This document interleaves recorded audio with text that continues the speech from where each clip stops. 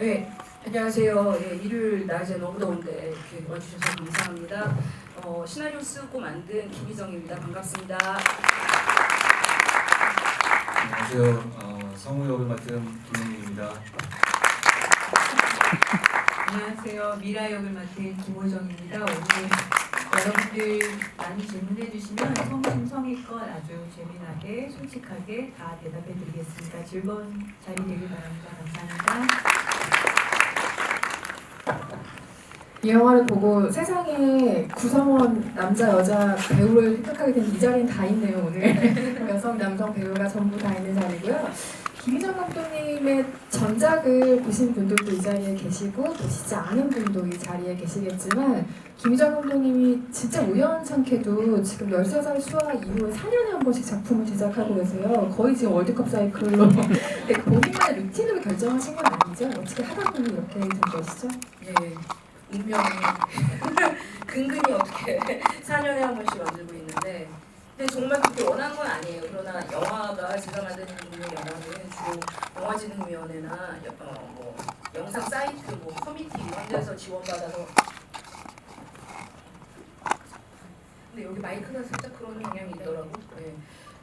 그렇기 때문에 예술영화라고 구분한다면 예술영화라 만들고 그 다음에 이제 어디 영화제에서 프리미어를 하느냐 하고 그리고 개봉하는 데 1년이 걸리고 이래서 4년이에요.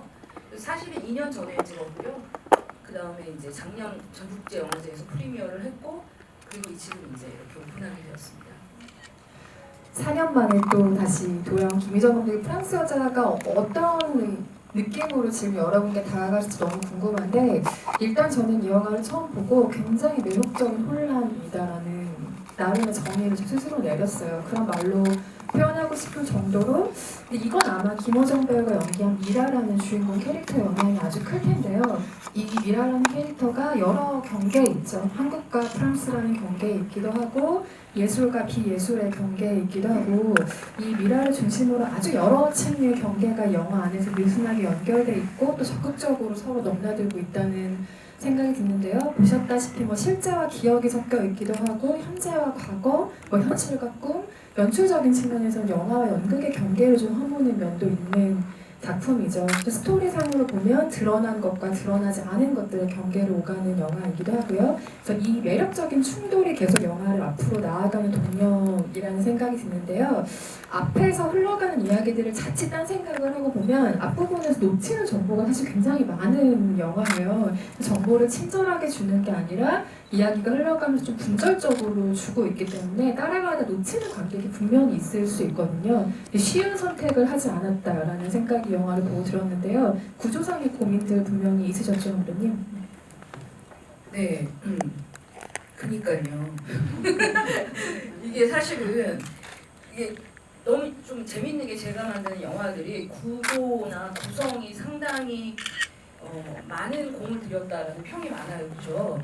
설행 때도 그랬고 그런데 사실 제가 만들 때 시나리오를 쓸 때는 그렇게 여기서 한번 놀래켜야지 구조를 이렇게 해야지 이런 고민을 하지는 않아요. 사실은 어떤 고민을 하냐면 소재가 먼저 있으면 예를 들면 프랑스 여자는 외국 생활을 오래 한 여자, 한국 여자가 느끼는 그 감정 그런 것에 제가 집중을 한다면 그것에 맞춘 구조가 나오는 것인지 자연스럽게 그 구조를 먼저 생각하지는 않거든요. 그런데 모르겠어요. 설행 때도 이준익 감독님이 나보고 해겔의 변증법이 이런 말씀하셔가지고 나는 그 모르겠거든.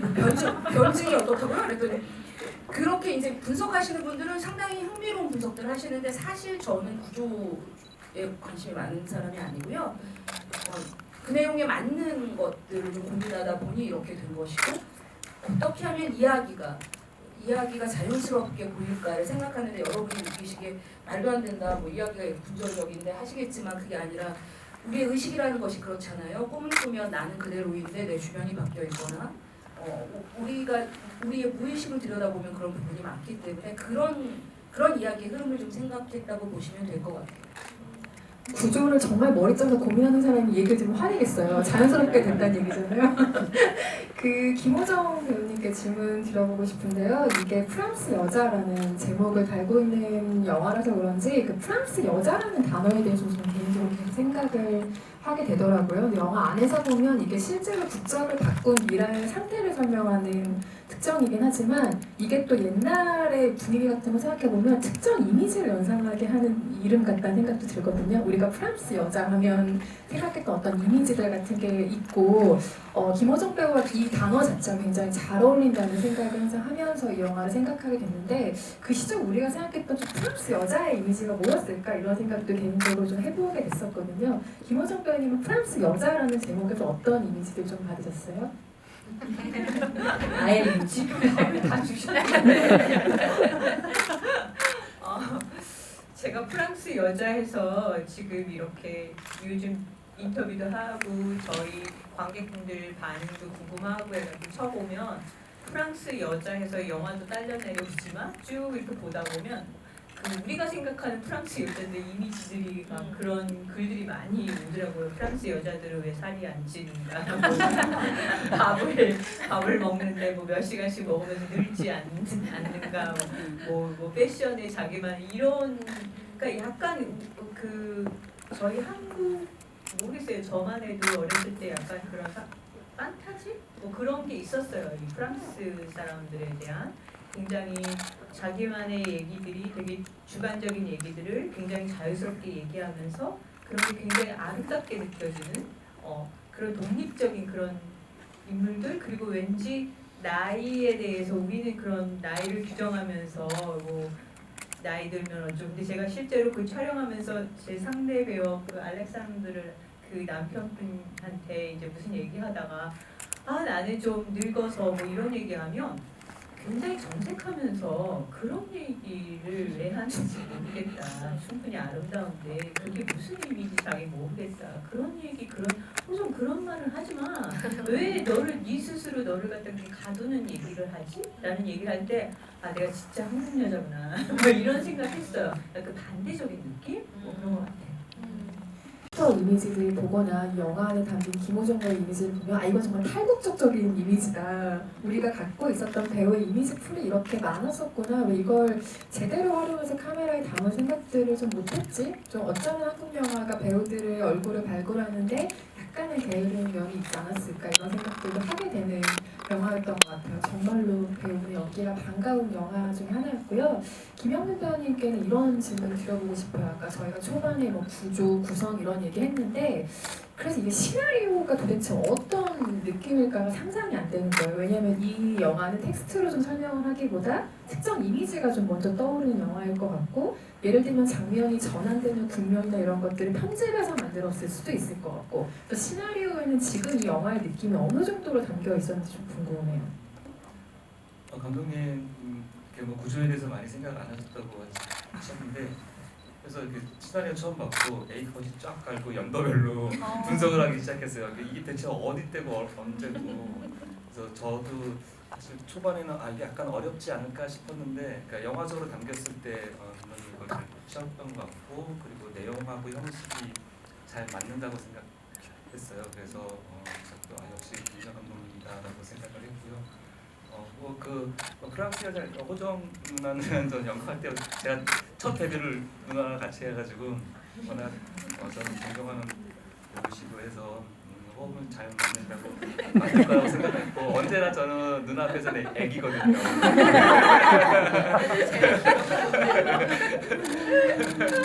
뭐 누나 이렇게 엉크 막 뛰는 막 1인 3역 같은 뛰는 장면이 있으면 야 너 조심하잖아 나 허리 나간다. 네가 날 책임져야 해요. 그렇게 해서 만났었고 그래서 누나가 프랑스 여자라는 그 타이틀이나 이런 저는 그 프랑스 여자를 프랑스와 여자의 두 가지로 나눠서 생각했었고요. 말씀하셨듯이 어떤 프랑스에 대한 이미지나 그 여자의 왜 프랑스 여자고 왜 김희정 감독님이 쓰셔야 했고 김희정 감독님이 유학하고 해서 그런 느낌 그러니까 김희정 감독님의 어떤 내부의 흐름을 많이 이야기한다고 생각이 됐고요. 그것을 호정 누나 캐스팅 됐다고 했을 때 너무 좋았고 그게 너무 잘 제가 상상했던 그 이상으로 잘 영화가 나와서 네, 기영 배우의 귀여움의 활약 다시 한번 기대를 해보면서 제가 감독님께 지금 딱 드리고 싶은 질문이 태신적이 똑같은 게 올라와서 제가 질문을 이 관객분의 질문을 대신을 해볼게요. 지금 잠깐 뭐 감독님 유학생활 얘기도 나왔지만 니은 지읒 아이디 쓰시는 분께서 김희정 감독님도 유학하셨던 걸로 알고 있는데 미국에서 생활한 입장에서는 좋든 싫든 겪을 수밖에 없는 고립감이나 단절이 있다고 생각합니다. 그 경험이 있으신지 여쭤봤어요. 일단은. 네. 예, 있죠. 당연히 있고. 근데 제가 유학을 되게 일찍 그러니까 일찍이라기보다는 제 생각이 어렸을 때 갔다는 생각이 20대 초반에 갔는데, 그러니까 되게 그때 계기가 있었던 게 아무것도 모르는 그런 나라에 가고 싶었어요. 그러니까 그때가 좀 유행이었거든요, 유학이. 그러니까 지금 시대에서 보면 조금 뭔가 돈이 많은 그런 걸로도 보일 수 있겠지만 그 당시에는 IMF 전에는 정말 주변에 유학 간 사람이 많았어요. 근데 그 유학이 되게 나라가 프랑스나 뭐 영어권, 미국 뭐 이렇게 많았거든요. 그래서 저는 모르겠어요 왜 그랬는지. 근데 나는 아무것도 모르는 나라에 갈 테다. 그래서 말도 모르고 문화도 잘 모르는. 근데 예제 그로토스키라는 가난한 연극의 창시자가 거기 있다는 것만 알았고 그냥 그걸로 갔는데 정말 처음 한 2주는 말을 전혀 모르니까 영어도 잘 모르고 하니까 인생에서 처음으로 살이 빠졌었던 것 같아요 그때. 빠져가지고 근데 그것도 금방이고 저는 좀 친화력이 좋은 편이거든요. 그래서 금방 뭐 기차에서 누구 만나면 손발 해가지고 같이 밥 먹고 막 아셔가지고 예. 좀 그런 편이라서 그 외로움은 그 2주가 제일 컸던 것 같고 그러나 이제 어떤 사건이 생겼을 때 그러니까 사건이라는 건 영화를 뭐 학교를 다니면서 힘들 때라거나 아니면 뭐 체류증 때문에 힘들 때도 있을 것이고 뭐 많은 사건이 있는데요. 그 사건이 있었을 때 항상 옆에 누군가 이렇게 지지해주는 가족이 없다는 거 뭐 이런 걸로 좀 되게 독립된 개체라고 느꼈어요. 그래서 저는 학교에서 애들을 가르칠 때도 지금 코로나 전에는 그런 얘기를 많이 했어요. 외국에 나가라. 외국에 나가서 너가 혼자라는 걸 느끼는 게 너의 창작 활동에는 정말 도움이 될 것이다라는 조언을 되게 많이 했었거든요. 그래서 그런 경험이 이 시나리오에 상당히 어떤 기사에 그렇게 나왔더라고요. 김희정 감독 젊음의 집대성. 뭐 제가 이렇게 유명하거나 대단하면은 좀 어울리겠지만 잘 모르시는 분도 많아서 되게 재밌게 봤습니다. 그 기사를. 감독님께서 폴란드 유학의 경험이 있으시고 프랑스에서도 아주 잠시 뭔가 머무신 기억이 있는 거죠. 그래서 아까 그 질문하셨던 관객분이 그 감독님이 해외에 계셨던 시간과 얼마나 연관이 되어 있는지도 질문하셨는데 아마 충분한 답이 되신 것 같고요. 김호정 선생님이 분하신 미라라는 인물과 김지영 선생님이 분하신 영은이라는 인물의 그 예술관에 대해서 조금 이따 다시 얘기를 한번 나눠볼게요. 계속해서 질문 올려주시면 감사하겠고요. 저는 김희정 감독님께 또 이런 질문을 드려보고 싶었어요. 이 영화가 사회적인 재난을 바라보는 감수성 같은 게 좀 있는 영화라고 생각이 들었는데 8년 만에 한국에 돌아온 미라가 찾는 곳 중에 하나가 세월호 천막이고요. 광화문에 영화 말미에 그 13일의 금요일 테러 같은 것은 굉장히 구체적인 실제 우리가 겪었던 실제 생활의 테러 상황 묘사죠. 그래서 창작자로서 사회 풍경을 바라보는 어떤 태도랄까요? 뭐 내가 바라보는 사회적인 상황을 이야기와 어떻게 연결해야 하는가에 대한 태도가 이 영화를 보였다는 생각이 들어요. 영향을 미친 부분이 분명히 있겠죠? 네, 제가 폴란드에서 7년 공부했고 깐네 영화제 뭐 레지던스 프로그램이라고 시나리오 쓰는 뭐 그런 프로그램이 한 반년. 그리고 보시는 나룻배 나오는 그 물랑당대 거기서 청포도사탕 시나리오 썼거든요. 그렇게 이제 그 체류가 있는데. 그 폴란드에서 영화를 만들 수도 있었던 것 같아요. 7년 정도 있었기 때문에 인맥도 생겼었고 이랬지만 그때 좀 제가 부딪혔던 거는 내가 이 나라 사람이 아니기 때문에 말할 수 있는 내가 사회를 바라보는 것 이런 것들의 한계가 분명히 있겠구나라는 생각을 좀 했어요. 뭐냐면 그러니까 그냥 아주 본질적인 감정들만 말할 수 있는 거예요.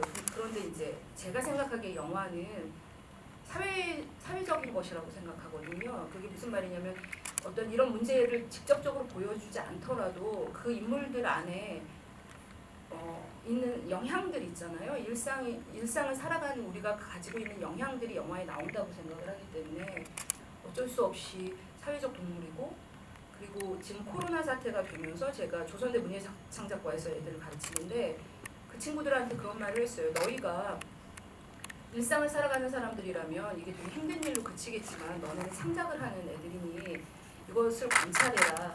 이것을 관찰하고 이것에 대해서 생각을 해봐라. 라고 해서 희곡 수업에서 코로나를 주제로 단막극을 쓰는 걸 했어요.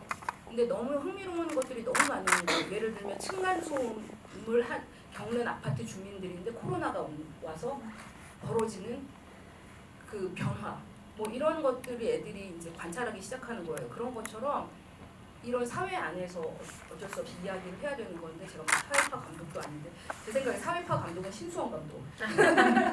그런데 저는 두 분이 출연하신 마돈나를 네, 또 같이 여쭤봤던 하시는. 저는 이제 신수원 감독님 영화를 통해서, 그리고 감독님 통해서 김용민 배우를 알았고, 호정 씨는 이제 이 영화 찍고 그리고 젊은이의 양지라는 영화 찍었거든요. 그래서 또 영향이 많은 인물인데 저는 그런 방식은 아닌 것 같고, 제가 하는 방식은 조금 그냥 그 일상을 살아가는 사람들한테 어떻게 그것들이 침잠되어 있는가, 그러다가 어느 순간 나오는 것인가. 그리고 이 영화에서 가장 중요하게는 외국에 사는 한국 사람들은 추모를 하고 싶어도 오지 못하니까 계속 내가 저기 있으면 저 촛불을 들 텐데, 꽃을 줄 텐데 막 이런 생각을 하다가 그런 추모를 하려 하는 사람이 어쩌면 추모의 대상이 될 수도 있다라는 아이러니를 말하고 싶었어요. 현대에서 우리가 살아남아 있는 건 정말 운이 좋아서 그런 것이 아닌가라는 생각을 하면서 코로나를 맞으면서, 그래서 이 영화가 조금 더 이 분위기에 조금 더 뭐랄까 힘을 받는 부분이 분명히 있지 않은가라는 생각도 합니다. 영화인데요. 이 영화뿐만이 아니라 영화에서 캐릭터가 연기하는 감정이 과연 개인적인 것인가? 그러니까 사회적인 존재로서가 영화에 내 자신이나 상황을 투영하게 된다는 생각을 요즘 들어서 더 많이 하는 것 같고, 이런 생각을 건드려주는 영화들이 나오면 너무 반갑죠. 배우분들에게 마이크 이번에는 넘길 텐데요. 일단 김호정 배우님이 연기한 이 미라라는 캐릭터 조금 더 이야기해보려고 합니다. 근데 이 미라라는 인물의 삶이 전반적으로 그냥 뭔가 계속 잃어버리는 삶인 것 같다 생각을 했어요. 상실하는 삶이라 생각을 했는데, 왜냐면 영화를 보면 아마도 아이를 잃었던 것 같죠. 이 미라라는 여성은. 그리고 고양이도 떠났고 남편도 떠났고 예술을 하고 싶었지만 그런 삶을 살지는 또 못했고, 그래서인지 예술을 하고 있지 않지만 굉장히 꼿꼿한 자존심이 있죠. 그래서 아까 관객분들 지적해주신 영은과의 아주 낙천적인 태도와 이 미라라는 캐릭터가 가진 영세주의적인 태도가 부딪히는 면이 영화 안에 있고요. 그 아버지와 혼잣말을 하는 아버지가 등장하진 않지만 그 대목을 보면 자기 선을 잘 그리지 못하는 사람으로 미라가 묘사가 되고 있는 것 같고, 아주 쓱 지나가는 정보로는 초반부에 그 집에 찾아온 영은과의 대화를 잘 들어보면 심지어 길치인 것 같죠, 이 사람이. 그러니까 뭔가 길을 좀 잘 찾아가지 못하는 사람이라는 정보들을 좀 계속 준다는 면에서 미라는 방향을 못 잡는 상실하는 이런 캐릭터로 계속해서 등장을 했는데요. 김호정 배우님 이 캐릭터에 공감하는 면이 많으셨어요? 아니면 좀 안타까운 마음이 크셨어요?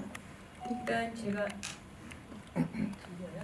그게 일단 제가 이 시나리오를 받았을 때 너무 흥미로웠던 게, 미라가 20대 때 그 연극 배우로 이제 성공하겠다는 생각을 하고 유학을 가잖아요. 근데 이제 저의 20대가 떠올랐고, 그리고 또 이 시나리오를 받았을 때 약간 물리적인 나이도 그렇고, 이제 제가 앞으로 어떻게 연기를 해야 되지, 어떤 배우가 돼야 되지, 이런 고민을 하고 있을 때예요. 왜냐면 이제 영화나 그다음에 연극을 하다가 그 무대를 TV 쪽으로 이제 막 옮겨서, 매체를 옮겨서 이제는 약간 여성성보다 제 또래 배우들이 엄마를 많이 주로 하고 뭐 그러니까 어떻게 연기를 해야 될까라는 그 시점에 이 시나리오를 받고 너무 공감이 됐어요. 왜냐면 저도 정말 너무 열심히 살아왔지만 인생이 그렇게 내가 열심히 살고 내가 큰 꿈 꾸고 많은 정말 아름다운 선을 만들려고 해도 그게 그렇게 뜻대로 안 되는 게 인생이라는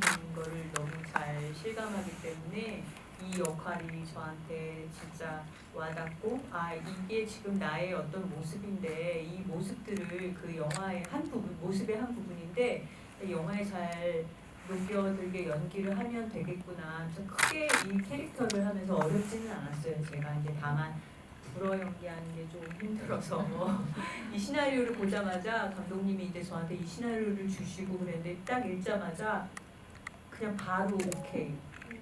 바로 오케이 하고 바로 감독님한테 불어 선생님 빨리 붙여달라고 해서 불어를 이제 했던 것 같아요. 예. 아이디 코코넛이라는 아이디 쓰시는 분께서 호정 배우님께 질문 주셨어요. 프랑스 현지 촬영할 때 혹시 기억에 남는 순간이 있을까요? 호정 배우님 기억 속에 프랑스는 어떻게 남아 있을까요? 라는 질문 주셨네요. 프랑스는 개인적으로 뭐 여행을 어렸을 때도 하고 뭐 남자친구랑 가서 싸우고 뭐 그런 약간의 이상하게 프랑스 경험들을 들어보면 그런 일들이 많더라고요. 뭐 여행 가고 막 싸운다든가 막 이런 거 있잖아요.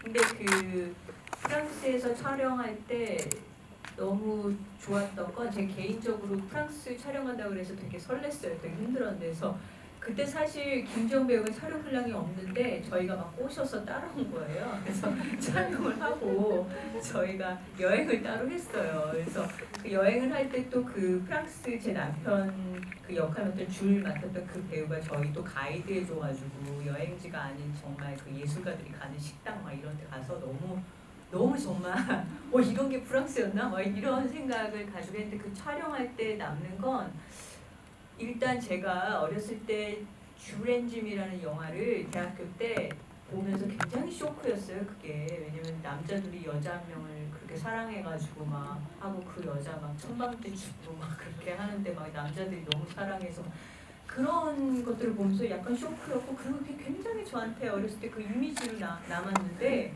되게 좋은 영화 저한테 이런 영화를 어떻게 만들 수가 있을까 했는데 제가 그 쥬렌짐 촬영한 그 장소에 가서 촬영을 하니까 기분이 너무 신비로웠다고 하나? 예, 뭐 그랬던 것 같아요. 김효근 배우님께도 질문을 드려보겠습니다.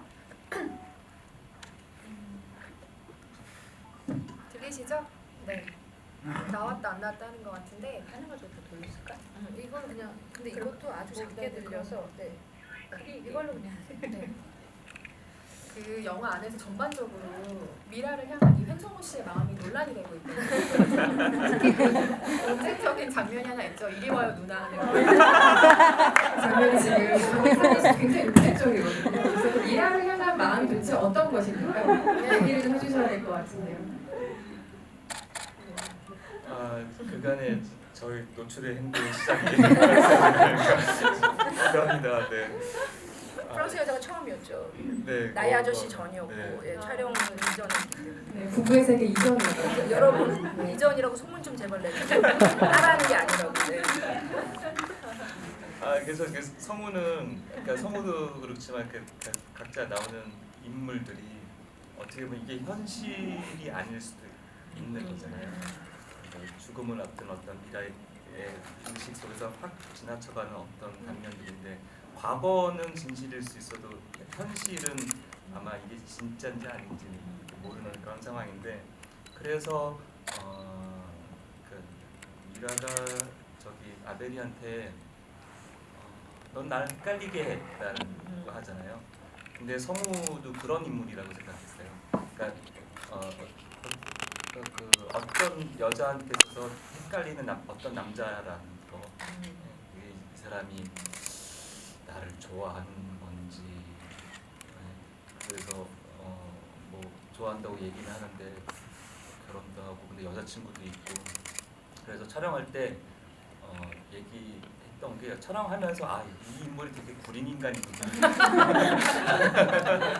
그런 존재들이 그 있었을 것 같은 그 살다 보면 있을 법한 그런 이성이랄까 나를 좋아한다고 얘기하기도 하면서 그러면서 확 다가오지는 않고 그 의식 속에서 나를 좋아했던 미라에게 있어서 나를 좋아했던 어떤 인간 그리고 성적으로도 접근했던 한 인간 뭐 이런 사람이 아닐까라고 생각했습니다. 관련해서 채팅방에 프랑스 애인이라는 대화명을 쓰시는 분이 아주 날카로운 질문을 주셨는데요. 김영민 배우님은 최근 드라마 그리고 영화 찬실이 프랑스 여자까지 끼 많은 썸남을 실감나게 보여주셨는데 연기할 때 심정은 어떠신지요? 그리고 본인의 실제 캐릭터가 어느 정도 반영되나요? 질문 주셨습니다. 네요.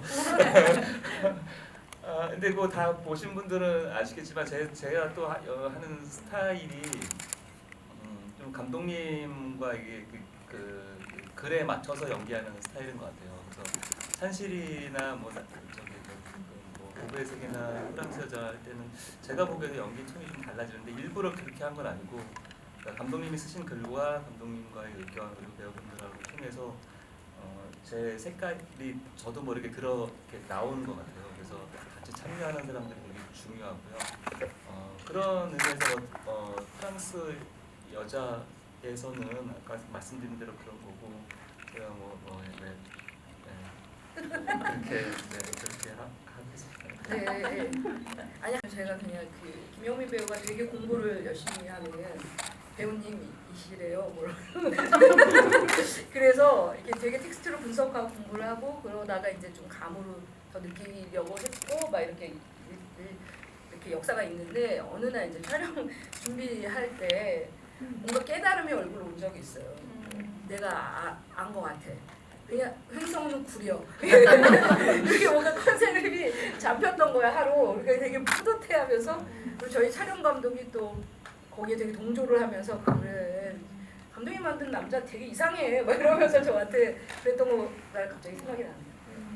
촬영 감독 이야기가 나와서 말이지만 박정우 촬영 감독은 감독님과 지금 계속 연달아서 작품을 같이 하셨죠. 이전에 서인도 그렇고 청포도 사탕도 그렇고 계속 작품을 같이 하셨고 악녀로 또 칸에 출품을 했던 촬영 감독이기도 하죠. 근데 미술 감독님도 그렇고 사실은 계속 작업을 하시던 크루들과 이 작업을 같이 하셨잖아요. 네, 네. 그게 큰 도움이 되셨을 것 같아요. 뭐 그냥 천군만마고요. 여기 지금 미술 감독이 와 있어요. 유정화 미술 감독 일어나서 인사 좀 한번 할게요. 예, 저희랑 선행이랑 옆에 같이 미술 같이 있고요. 예, 그 선행 때 했고 이번에 같이 두 번째 했는데 너무 정화가 너무 잘해가지고 무슨 말이냐면 그 세트거든요. 게스트하우스 같은 경우는. 근데 정말 그 안에 톤을 보시면 감독이 이게 다 정했겠다 생각하시지만 그게 아니라 가지고 왔어요 컨셉을. 근데 이제 한 편 해보고 너무 잘 아는 거죠. 그래서 타월 색깔이 그레이여야 하는 것까지도 다 잡아서 와서 여러분 이런 것들은 시간을 정말 많이 절약해요. 왜냐하면 키스텝이 정화 말고도 미술 감독 말고도 촬영 감독이 3편 했고 저랑 녹음 기사님이 스윙 키즈랑 옥자 하신 분이에요. 상업권에서 아주 날아다니시는 분이 저랑 3편 했고 그리고 분장실장이 4편 다 하고 있고 이래서 이들이 이제 키스텝 회의를 하면 여러분 진짜 금방 끝나요.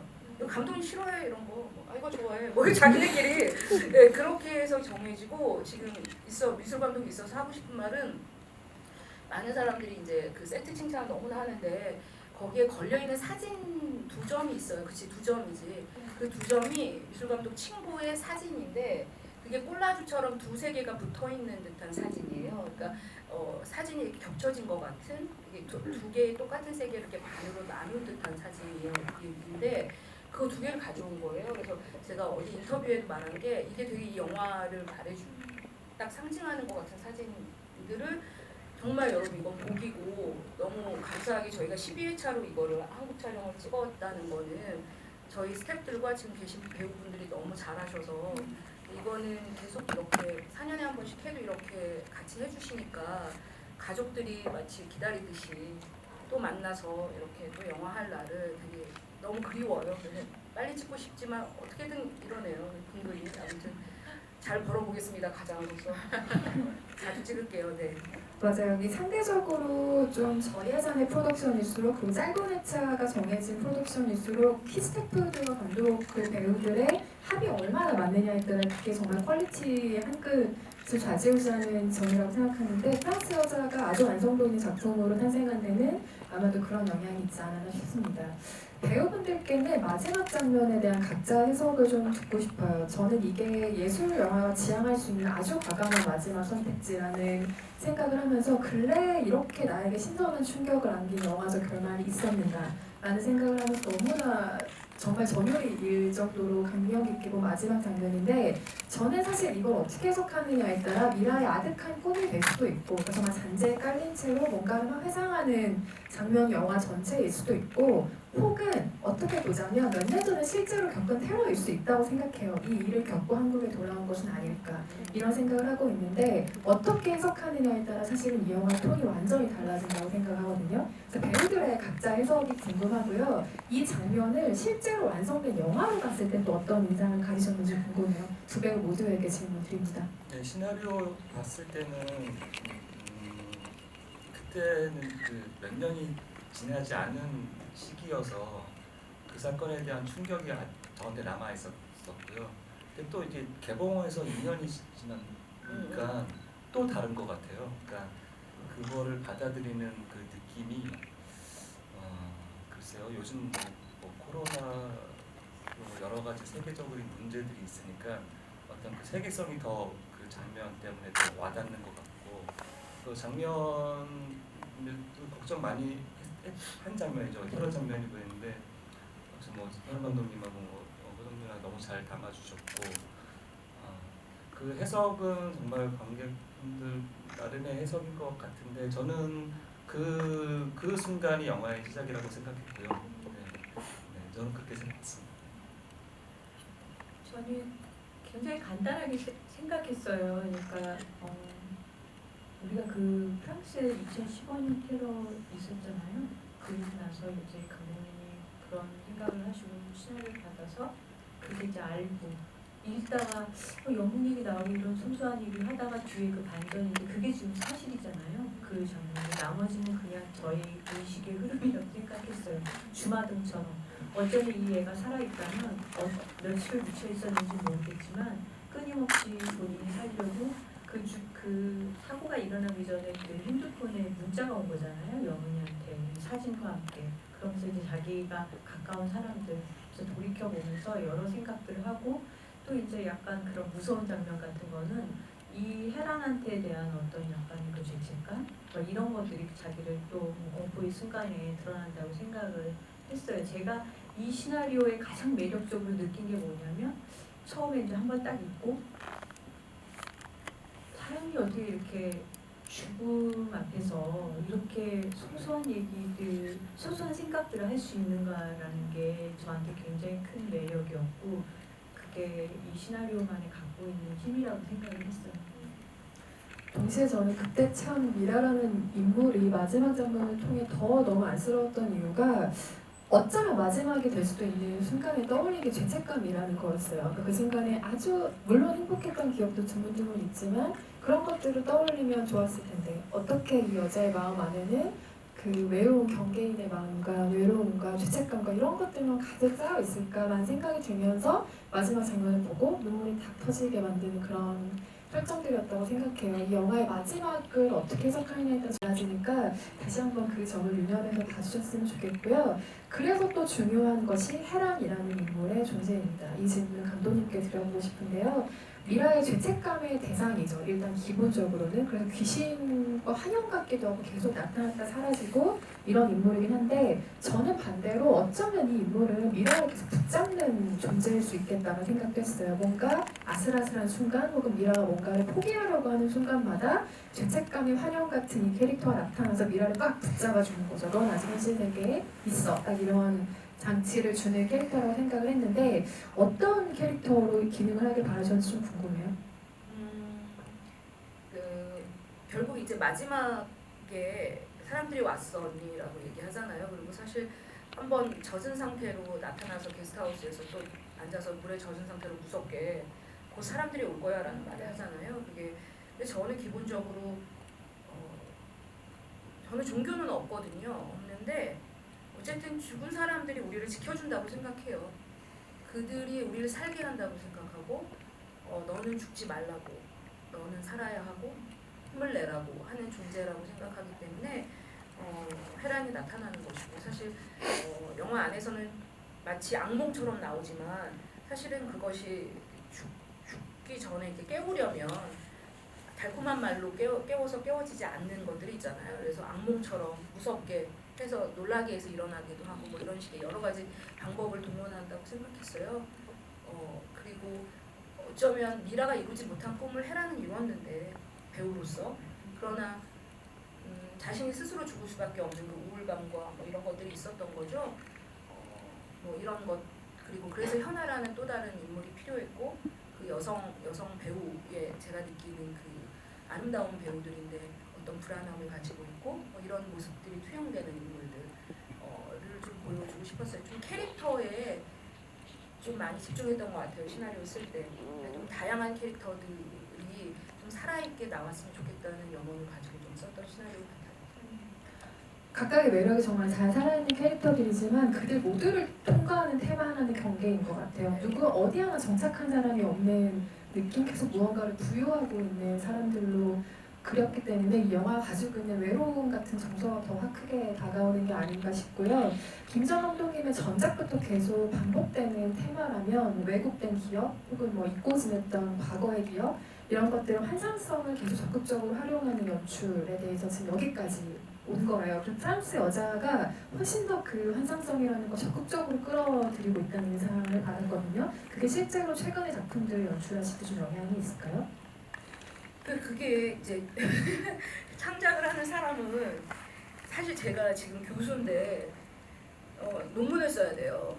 제가 진짜 못하는 것 같아요. 논문을 그래서 이렇게 제2명이 될까 걱정이 돼. 논문을 써야 되거든요. 그런데 그게 무슨 말이냐면 논리적이어야 되는 거예요. 이거를 분석해야 되고. 근데 저는 창작자로서 계속 살면서 일부러 그걸 안 했거든요. 분석하는 거를 일부러 되게 멀리 했어요. 왜냐하면 계속 말씀드리지만 자연스럽게 이것이 나오려면 나는 이걸 머리로 생각하면 안 된다고 생각해요. 이야기를. 그 인물에서 시작해야 되고 그 인물이 살아 움직여야 되는 것이라서 상당히 제가 멀리하고 있는 것 중에 하나가 그런 논문들, 분석들인데 인생이 나는 원하지 않았지만 이렇게 분석을 해야만 되는 시기가 됐어요. 이것은. 근데 어차피 제가 살아온 인생이 계속 그렇지 않았기 때문에 지금도 여전히 정리하지 못하고 이렇게 주변을 정리 잘 못해요. 뭐든지 다 끄집어내놓고 뭐 어디 호텔 같은 데 들어가도 주변 지저분한 사람 있잖아. 다 꺼내놓는 사람. 생각이 조금 비슷한 것 같아요. 근데 창작자로서는 굉장히 조심하고 있고요. 그런 부분은 머리로 뭘 하려고 하는 거 되게 그건 보여요. 그리고 여러분 되게 신기하게도 그런 장치적으로 어떤 인물들을 쓰고 시나리오에 이런 뭐 악당이 필요하니까 이렇게 쓰고 핸디캡 있는 사람들 이런 식으로 쓰고 이런 것들 하지 말라고 학생들한테 가르치고 있거든요. 정말 그 사람들이 나와야 하는 이야기이기 때문에 나와야 돼요. 정말 필요해서 나와야 되는 이야기가 필요하기 때문에 질문이 뭐였죠 근데? 환상성, 예, 환상성. 그래서 그게 제가 분석해서 제가 환상성을 넣어야지 하는 게 아니라 근데 얼마 전에 어떤 기자분이랑 얘기를 하는데 제가 어렸을 때부터 귀신의 집 같은 걸 만들어가지고 애들이랑 7살 때, 8살 때 10원씩 받고 막 들여보내고 이런 거 했었거든요. 그런 걸 하거나 뭐 고아원이다 우리는. 내가 원장이야, 너네는 뭐 고아들이야 뭐 이런 놀이를 되게 많이 했어요. 그리고 뭐 노래자랑에서 내가 상 받고 막 이런 거 이런 뭔가 이런 마장동에 살았는데 되게 가난한 동네고 판잣집에 막 이렇게 평상에 다 나와서 밥 먹고 뭐 이런 분위기의 어떤 그런 분위기 속에서 항상 그런 연극들을 했었어요. 근데 그건 누가 시킨 것도 아니고 그냥 항상 그냥 저한테 그게 자연스럽고 일상을 뭐랄까 재밌게 만드는 어떤 그런 것들이었는데 골목대장이어서 그게 가능했던 것 같고 그것이 이상하게도 이야기 안에 흘러들어와서 그렇게 되니까 어떤 예테보리 영화제 갔더니 어떤 관객이 감독님 마르케스 좋아하세요? 100년 동안에 완전 좋아하죠. 마르케스 마술적 리얼리즘 같아요. 감독님의 영화는. 그래서 그때 뭐 뒤통수를 딱 맞은 것 같았어요. 왜냐면 저는 한 번도 그런 식으로 생각을 안 했는데 그렇게 할 수 있구나. 그걸 논문을 써볼까? 그러니까 한번 생각해봐야겠다라고 하면서 계속 생각을 좀 하고는 있지만 그거는 그냥 어쩔 수 없이 자연스럽게 나오는 그러니까 이야기를 그대로 복제하거나 리얼리티 그 일상을 그대로 표현하는 것이 아니라 이 인물들이 꿈을 꾸거나 아니면 이 인물들이 어떤 기억을 왜곡해서 하거나 이런 것들에 워낙에 관심이 많아서 이야기가 그렇게 흘러가는 것 같아요. 본질적으로 기질적인 것 같아요. 관련해서 채팅방에 지금 이런 질문도 들어가 있는데요. 감독님 혹시 차기적으로 호러 영화 만들어 보실 생각은 없는지? 호러 네. 호러 영화. 호러 영화. 제가 얼마 전에 하도 아리에스터가 유명해가지고 유전을 봤어요. 제가 진짜 무서워하는 사람이 아니거든요. 근데 유전을 보고 내가 광주에 아파트에 혼자 사니까 안방문을 열어놓고 잤어. 그러다가 미드소마도 봤어요. 근데 저 유전이 훨씬 좋았는데 그게 이렇게 막 귀신이 나와서 막 이런 거라기보다 되게 이상하게 조정하는 능력이 있더라고요. 아리에스터가. 그 조정 능력에 감탄을 하는데 제가 그럴 수 있을지는 모르겠고 저는 그냥 저한테 어울리는 걸 할 것 같아요. 그리고 그 상업 막 이런 얘기에 어떤 남자 평론가들이 상업 영화 같아요. 상업 영화 이제 연출하실 거예요. 그러는데 제가 좀 웃죠 속으로. 그렇게 제안이 오더라도 중간에 결국 안 하게 돼요. 왜냐면 그 방향이 너무 다르고 저는 그냥 제가 잘하는 거를 잘했으면 좋겠어요. 그냥 그 이야기들 내가 할 수 있는 이야기들은 근근히 이렇게 해나갔으면 좋겠어요. 물론 어떤 좋은 제안들이 오면 충분히 얘기는 하겠지만 결국 저는 한 번도 편집권이나 시나리오나 이런 것들은 푸시를 받아본 적이 한 번도 없어요. 단 한 번도. 저는 제가 만들고 싶은 이야기를 아주 운 좋게도 만들면서 제약을 받지 않고 만드는 영화들이었기 때문에 누군가의 제약, 뭐 시나리오 회의 안에서 이렇게 바꿔달라고 해서 이렇게 바꿔주세요 이런 거 참을 수 없고요. 생각만 해도 이상해요. 저는 그런 게 가능하다고 생각하지 않아요. 제가 만드는 이야기는. 그래서 아마도 그렇게 쉽지는 않을 것 같아요. 호러도 하면 좋죠. 왜냐하면 장르적으로 영화 장르 안에서 호러는 굉장히 매혹적인 것이거든요. 그래서 그렇게 많은 남성 감독들이 그런 것들을 많이 하는 거예요. 근데 저는 잘 모르겠어요. 분명히 있겠죠. 작품에 운들이 있으니까. 어렸을 때 귀신의 집 만드시던 그 구력을 근데 그거 진짜 무서웠어요. 예. 흰 수건을 쓰고 이렇게 뒤집어 쓰고 막 정말 무섭게 잘 연출했었어요. 배우분들께는 이런 질문도 드려보고 싶은데요. 이 영화가 특정 공간을 통해 미라가 계속 어딘가를 왔다 갔다 하는 이야기로도 해석을 할 수가 있죠. 그래서 어느 공간에 만약에 통해서 미라처럼 어딘가 가서 과거에 대해 어떤 부분을 좀 보고 싶다 하는 지점들이 있으신지 궁금해요. 그 공연에서 아카데미라고 나오잖아요. 그러니까 저희 연극할 때 분명히 있었던 곳이고 거기 출신 분들도 많이 뵙고 네, 시나리오 볼 때 그런 장면이 있어서 너무 새로웠거든요. 저도 글쎄요, 만약에 다른 공간으로 간다면 참 어렵네요. 글쎄요, 연기를 처음 접했을 때 아니면 아마 배우로서 살아가다 보니까 아마 그런 순간이 누군가 저에게 연극 서클을 만들었는데 한번 가보지 않을래? 그 순간에 갔을 때 저는 또 어떤 판단을 내릴 것이고 그리고 그 미라랑 비슷한 입장에서 보자면 저도 누군가한테 죄의식이 있고 그런데 다시 그런 순간으로 돌아가서 사과를 할 수 있으면 좋겠어요. 이게 너무 어려운 질문이에요. 20대 때 정말 열심히 살았던 것 같은데 30대 때 좀 흔들렸던 것 같아요. 영화 매체로 공부하면서 다시 돌아간다면 그 30대 영화를 처음 시작했었을 때 그때 이제 프란다스예요. 그때 돌아가면 좀 그래도 약간 여유로우면서 즐겁게 작업할 수 있지 않을까. 그 상황이 다시 되살게 본다면 그런 생각이 들어요. 프란다스 이렇게 얘기하시니까 갑자기 그 언덕길에서 두루마리 휴지 이렇게 들리는 장면 생각나네요. 갑자기. 네, 너무 아름다운 모습들을 기억하고 호두가라고 시키고 막 이런 그게 장면이 사실 생각나네요. 굉장히 고통스러웠던 진신이에요. 왜냐면 하필이면 휴지를 굴리는 거는 안 굴러가요. 그게. 아직도. 그리고 제가 맨날 무대에서 이제 연기하다가 처음으로 영화 찍는데 너무 추워가지고 입김이 나오는데 얼음물을 먹이더라고요. 그러니까 말에서 입김 나오면 안 되니까. 그러면서 그 휴지를 굴리는데 이게 안 가니까 거기다가 풀을 이렇게 붙여가지고 한 30-40번 정도 굴렸던 것 같아요. 그래서 그 풀샷이거든요. 그래서 그때 이성재 씨가 제 학교 후배이기도 한데 스태프들이 저기 한 200m 가갖고 있고 우리 둘이 남으니까 둘이 껴안고 있었어요. 너무 추워서.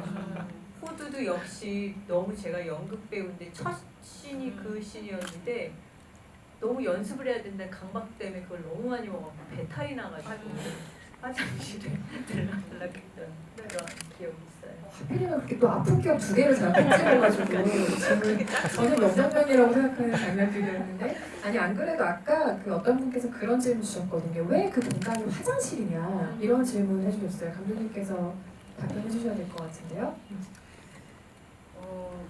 말씀드렸죠. 분석적이지 않아서 예, 저는 그렇게 생각을 안 했고 그리고 내밀한 공간이잖아요. 화장실은 혼자 있는 곳이고 촬영 감독이랑도 얘기했고 그랬지만 그 가는 과정, 그 복도가 되게 중요해서 그걸 좀 찾는 과정이 있었고 그런데 그 화장실 안에 이제 뒤에 붙어 있는 그 포스터들이 바뀌고 근데 사실은 이제 화장실에 가기까지가 왜 가는지 왜냐하면 미라는 예술가가 아니고 작업을 하는 사람이 아닌데 계속 이 사람들이 이제 관련된 얘기를 하니까 자기 세계가 아닌 거잖아요. 그러니까 그게 불편하고 뭐 그래서 가는 두 번 다 그렇게 해서 가거든요. 그래서 그런 그 이야기 필요하기 때문에 그 화장실이 또 필요한 거예요, 여러분. 예. 그런데 이제 화장실이라는 건 항상 또 옛날에는 안에 안 붙어 있고 화장실이 밖에 나가서 왜 우리 오른쪽으로 가서 두 번째 어쩌고 뭐 이렇게 하면 미라도 길친데 화장실 가는데 좀 힘들었을 거예요. 저쪽으로 갔다가 이쪽으로 갔다가 제가 길치거든요. 그래서 제가 그걸 잘 아는데 그런 식의 어떤 그 미라가 느끼는 감정. 그래서 이 영화에서는 이렇게 움직이고 걸어가고 그런 것들이 좀 중요해요. 항상 영화가 좋아하는 것들이에요. 그것이. 관련해서 이향미라는 대화명 쓰시는 분께서 장소 헌팅에 대한 질문을 주셨어요. 자우림의 멤버분이 하시는 펍 거기에 세트인가요? 가게 이름 지으신 거예요? 여기 되게 재밌는 사람 있죠 사실. 네네네. 왜냐하면 제가 죄송해요. 나 그게 아니라 나는 되게 많이 찾아보거든요. 이거 관련해서 왜냐하면 올린 거 다 봐요. 여러분이 올리는 모든 글을 다 봐요. 제가 SNS에 프랑스 여사라고 쓰고 올리시면 제가 가서 좋아요 누르고 있을걸요. 네, 그런데 어떤 분이 네이버 지식인에 물어본 거야. 프랑스 여자에 나오는 그 술집 너무 가고 싶은데 어딘가요? 그랬더니 그 술집 주인인가 봐.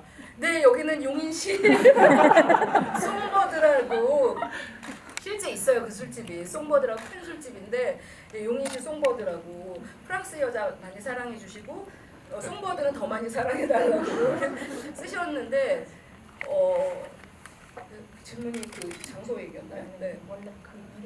한잔할 청춘아. 이 안내상 배우가 아시죠? 안내상 배우가 그 아카데미 때 저랑 같이 연기했었고 그 형이 처음 연기한 역할을 제가 연출한 거였어요.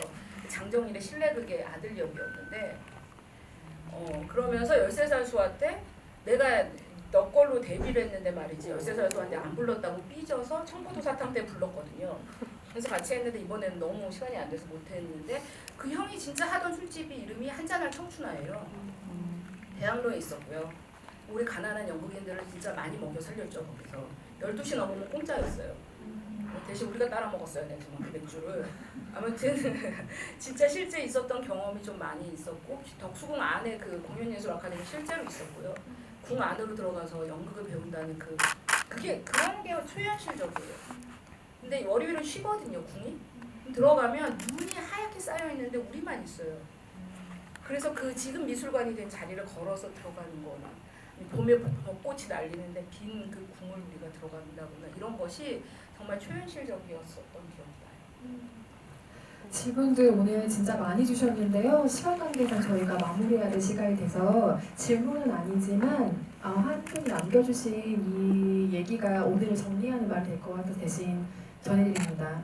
깊이 있는 눈빛으로 아름다운 연기를 보여준 배우들이 멋졌고 쓸쓸하고 고독한 경계인의 여정이 간만에 가슴 벅찬 감성과 여운을 선사해줬습니다. 좋은 영화 감사합니다. 이렇게 남겨주셨고요. 네, 오늘 더 많은 이야기 나누고 싶지만 감독님께서 프랑스 여자 해시태그 다 찾아보신다고 하니까 못다한 이야기는 거기다가 남겨주시면 좋겠고요. 김호정 배우님 관객들과 함께 해주신 소감 한번 부탁드립니다. 저희 프랑스 영화는 보통 일반 상업 영화는 저는 아주 재미난 소설이라고 생각을 해요. 근데 저희 프랑스 영화는 한편의 아름다운 시라고 생각을 해요. 우리가 시는 또 시가 이렇게 들어올 때가 있잖아요. 이렇게 마음 한켠에다 두고 생각할 수 있는 그런 영화라고 생각해요. 오늘 참석해주셔서 너무 감사하고 좋은 질문 너무 감사하고 여러분들도 항상 좋은 날 되시길 바랍니다. 감사합니다. 저 미라와 마찬가지로 저도 경계에 있다고 여겨지는 적이 많이 있었습니다. 71년생이라서 그런지 무슨 상관이 앞에랑 있어요? 그리고 여러 가지로 많이 생각이 들어요. 연극을 했었기 때문에 연극, 영화, 드라마 하면서 저의 그 경계를 생각을 하기도 하고요. 개인적으로 그렇게 생각하고 있습니다. 그 경계에 선 사람들의 고통에 대한 이야기 같아서 많이 공감했고요. 코로나 조심하시고 건강 잘 챙기시기 바랍니다. 감사합니다. 네, 사실 김영민 배우랑 저랑 동갑이에요. 그래서 갑자기 71년생이 경계라고 그래서 제가 물어봤던 건데 네, 별로 안 웃으시니까 좋네요. 공감하시네요. 네, 그 되게 감동적으로 읽고 있어요. 여러분들이 올리시는 모든 글들은 프랑스 여자 두 번 봐야 되는 영화인 줄 알았다. 그런데 아니었다. 3차 각이다. 뭐 이런 글들부터 뭐 땅바닥을 보고 흙길을 가다가 왕방울만한 다이아몬드를 발견했습니다.부터 정말 다 보고 있거든요. 그러니까 여러분 한 번 더 보시면 또 달라요 영화가. 장사공과 지금 N차 각의 영화고요. 각자 그렇게 가셔가지고 보지 마시고 친구분도 같이 가서 보시고 술 마시면서 또 영화 얘기 즐겁게 하시고 그러셨으면 좋겠어요. 좀 머리로 너무 많이 이해하려고 하지 마시고요. 어떤 감정이 느껴지는지 그냥 자신을 좀 들여다보시면 좋은 영화일 거예요. 그리고 재밌다고 좀 소개를 좀 많이 해주시기 바랍니다. 이렇게 인연인데 와주셔서 너무 감사하고요. 다음에 또 뵐게요. 감사합니다. 감독님께서 지금 뭐 장난꾼 같다고 얘기하셨지만 제가 그거 너무 자신 있게 권해드릴 수 있을 것 같아요. 한 번 볼 때 느낌이 너무 다르고 여러 번 볼 때 느끼게 되는 감상도 너무 다르고 이미지로 다가오는 장면도 다 너무 달라서 주변에 적극적으로 입소문 내주시면 감사하겠고요. 어려운 시간인데 극장에 찾아와 주시고 함께 이야기 나눠주셔서 감사합니다. 건강하게 잘 지내시길 바랄게요. 감사합니다.